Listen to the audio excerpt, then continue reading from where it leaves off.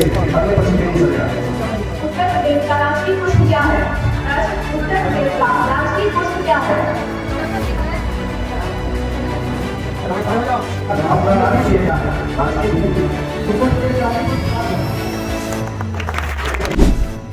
तो उद्देश्य यही है कि जो प्रश्न आपके सम्मुख रखे जा रहे हैं, इसको यदि आपको नहीं इसका आंसर पता है तो आप इसके बारे में थोड़ा जानने का प्रयास करिए।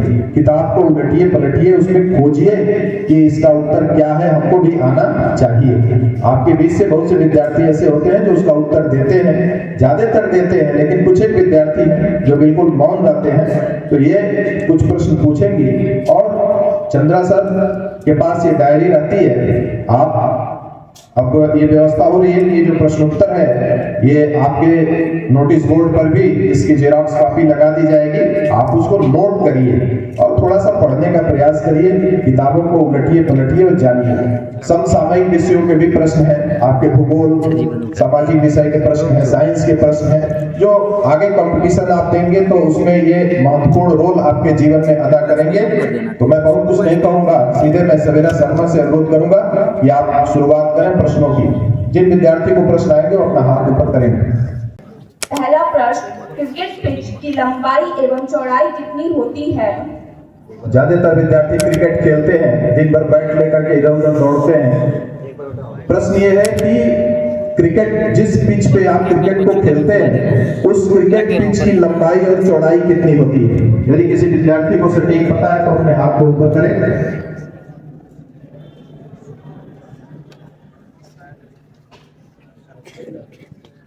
जो शिवम शर्मा एक विद्यार्थी है, क्रिकेट खेलता है। शिवम कुमार 10th ए का विद्यार्थी है। जो तुमको भी नहीं पता है क्या? आजा शिवम,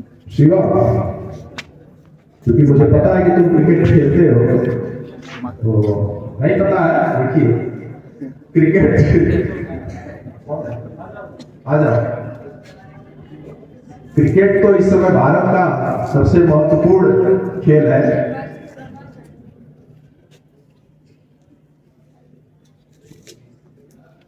एक बच्चे ने लगभग पहुंच गए हैं, ये किस मैच की? 9 क्या नाम है? सुशील सिंह। ये एक्यूरेसी तो नहीं है लेकिन उसके नजदीक पहुंचे। इन्होंने कहा कि 22 मीटर लंबा होता है और 3.5 मीटर चौड़ा होता है पिच जिसपे बॉल खेलते हैं। लेकिन जो सटीक है उसका उत्तर वो है, उसकी जो लंबाई होती है 20.12 मीटर होती है। जिस पिच पे मैच को खेला जाता है 20.12 मीटर, और जो चौड़ाई होती है वह 3.05 मीटर होती है। तो आप इसको याद रखिए कि जो क्रिकेट की जो पिच होती है वह 20.12 मीटर और चौड़ाई 3.05 मीटर होती है। अगले प्रश्न के लिए सवेरा। आज का दूसरा प्रश्न है, भारत रत्न से सम्मानित होने वाली प्रथम खिलाड़ी कौन है? दूसरा प्रश्न, भारत रत्न से सम्मानित होने वाले प्रथम खिलाड़ी कौन है?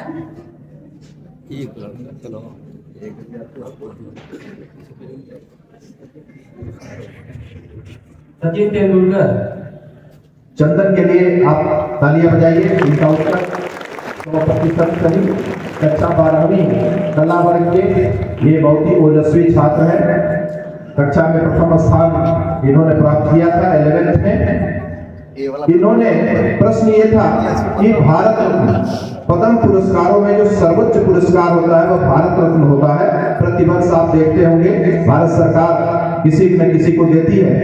तो खिलाड़ियों में पहले खिलाड़ियों में नहीं दिया जाता था, लेकिन एक बार इसका चयन खिलाड़ी के रूप में सचिन तेंदुलकर जो क्रिकेट के महानतम बल्लेबाज खिलाड़ी थे उनको सर्वप्रथम खेल जगत से उनको भारत रत्न दिया गया। एक बार आप पुनः चंदन के लिए तालियां बजाएं, इनका उत्साह करें।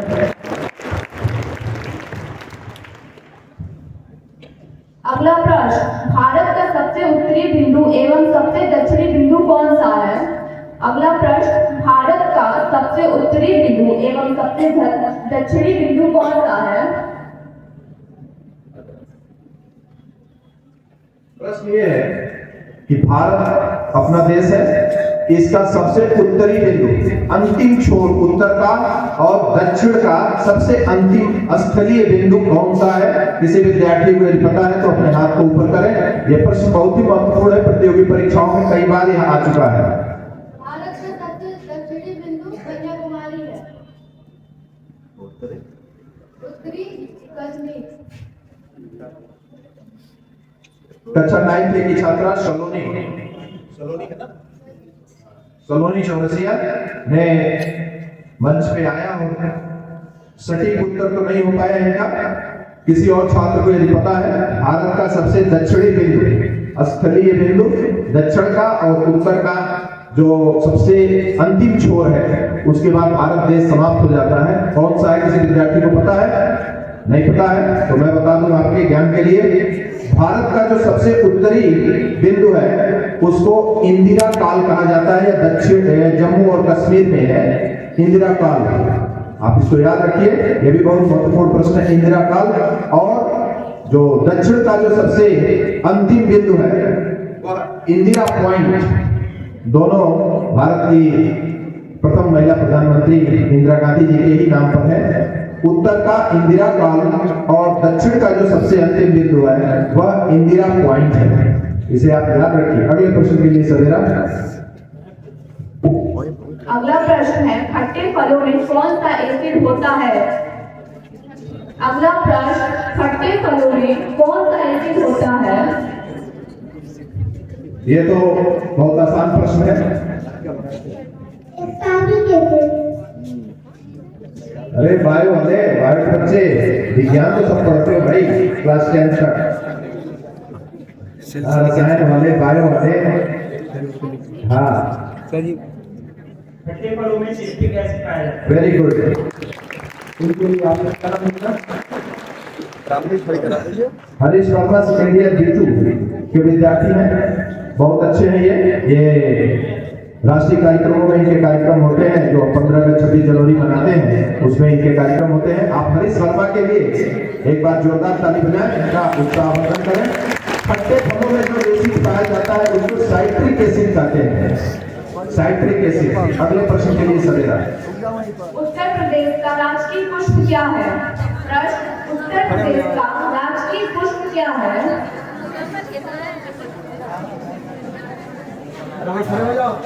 अपना राज्य देखिए, अपना राज्य उत्तर प्रदेश है, तो प्रश्न ये है कि अपने उत्तर प्रदेश का राजकीय पुष्प क्या है? राजकीय फूल। उत्तर प्रदेश का राजकीय पुष्प पलाश है। क्या नाम है? अच्छा, 12वीं बायो वर्ग का विद्यार्थी कृष्णा प्रजापति, बिल्कुल सटीक उत्तर इन्होंने दिया। उत्तर प्रदेश का जो राजकीय पुष्प है पलाश। पलाश आप देखे होंगे गांव वगैरह में ये पौधा होता है। हाँ, ये काफी खूबसूरत पुष्प भी होता है इसका प्रयोग अमूमन पूजा पाठ में लोग करते हैं।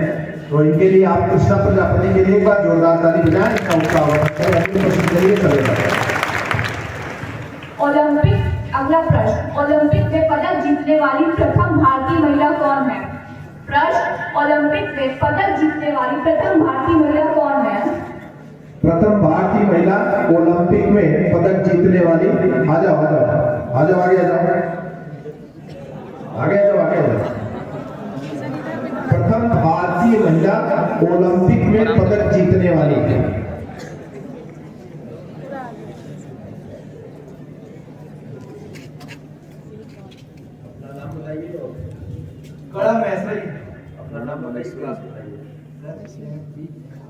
अरे माइक पे बोलो ना। नीतिन कुमार, 11th B हेमन। एक कक्षा 11वीं गणित वर्ग के विद्यार्थी नितिन कुमार, इनके लिए आप जोरदार ताली बजाइए। इनका उत्तर बिल्कुल सही रहा। प्रथम भारतीय महिला कर्णम मलेश्वरी। आपको पता होगा कि वो किस खेल में थी? कुछ पता है आपको? नहीं पता है? देखिए, वेट लिफ्टिंग में थी। वेट लिफ्टिंग में थी और शायद मुझे जानकारी है कांस्य पदक उन्होंने जीता था। कांस्य पदक उन्होंने शायद बीजिंग ओलंपिक में जीता था। अब अब मेरी भी एक्यूरेसी चेक कर लेना। हाँ, सिडनी ओलंपिक में उन्होंने कांस्य पदक जीता था। आप नितिन के लिए एक बार जोरदार ताली बजाइए और इनका उत्साह आवर्धन करिए। बहुत अच्छा। अगला प्रश्न। अगला प्रश्न, भारत का सर्वोच्च रक्षा सम्मान क्या है? प्रश्न, भारत का सर्वोच्च रक्षा सम्मान क्या है? शानदार प्रश्न है ये। जैसे अभी प्रश्न आपसे पूछा गया भारत का सर्वोच्च भारत रत्न, इसी तरह से सेना में सर्वोच्च पुरस्कार जिसको मिलता है बलिदान या विद्यार्थी कोई जो बोला है, आ जाओ क्या जानते हो? आ जाओ, दोनों आ जाओ, दोनों लोग आइए। हाँ, भारत रत्न जो है नागरिक सम्मान है और ये सेना का सम्मान है। परमवीर चक्र। बहुत सुंदर। जैसे 3 विद्यार्थी यहाँ है, तीनों को उत्तर सही पता था। क्या नाम है? विनायक त्रिपाठी तुम्हारा, शिवम यादव तुम्हारा, तौफीक अंसारी। इन तीनों लोगों के लिए आप जोरदार ताली बजाइए और इनका सम्मान करिए। भारत का जो सर्वोच्च सेना का पुरस्कार है वह परमवीर चक्र है। अगला प्रश्न।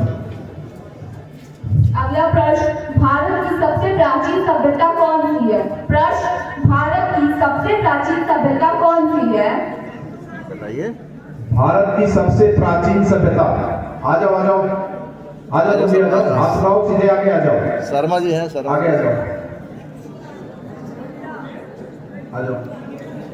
इधर से भी कोई बच्चा बोला था, क्या बोला था? मैंने दिया है। आगे आ जाओ, शर्माइए नहीं, मंच आपके लिए ही है। नहीं, तुम्हारा गलत मत जाओ। हैं? और इधर से कोई बोला था? इधर नहीं बोला, शर्मा गए। सिंधु घाटी की सभ्यता, हाँ, इंडस वैली सिविलाइजेशन, सिंधु घाटी की सभ्यता भारत की सबसे प्राचीन घाटी सभ्यता है। रुद्र प्रताप शर्मा के लिए आप एक बार जोरदार ताली बजाएं और अनामिका के लिए भी, की छात्रा अनामिका के लिए भी दोनों लोगों ने सही उत्तर दिया है। हाँ, हड़प्पा मोहनजोदड़ो, आप नाम सुने होंगे, इस समय पाकिस्तान में है। देश का विभाजन हुआ तो वो, लेकिन जो सिंधु घाटी की सभ्यता उसे बोला जाता है, हड़प्पा और मोहनजोदड़ो उसके 2 नगर थे। तो ये इतिहास के विद्यार्थी या सामाजिक विषय पढ़ने वाले विद्यार्थी इसको बखूबी जानते होंगे। अगला प्रश्न सवेरा। प्रश्न, शून्य की खोज किस देश के गणितज्ञों ने की थी? प्रश्न, शून्य की खोज किस देश के गणितज्ञों ने की थी? हाथ उठाइए, जिसको भी उत्तर आता है बोलिए नहीं, अपना हाथ उठाइए। शून्य की खोज किस देश ने की? यार तुम लोग पूरा गणितज्ञ हो, एकदम लग गया कि जो है सब गणितज्ञ है क्या?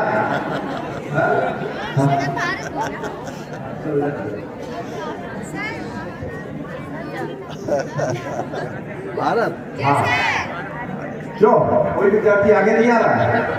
मुंह से बोल रहे हो लेकिन आगे मंच पे नहीं आएगा। हाँ, भारत में देश पूछा गया है। हाँ, 0 0।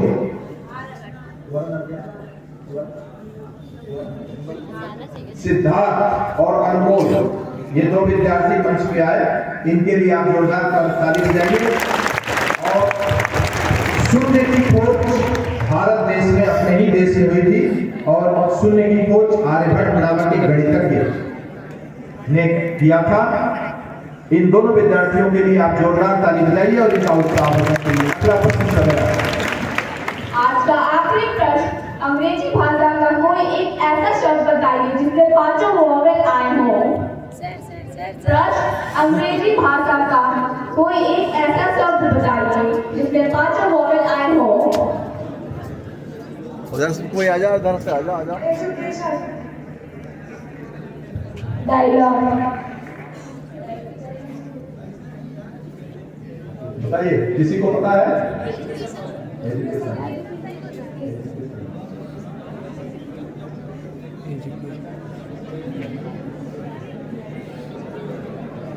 क्यों, ये उत्तर सही है?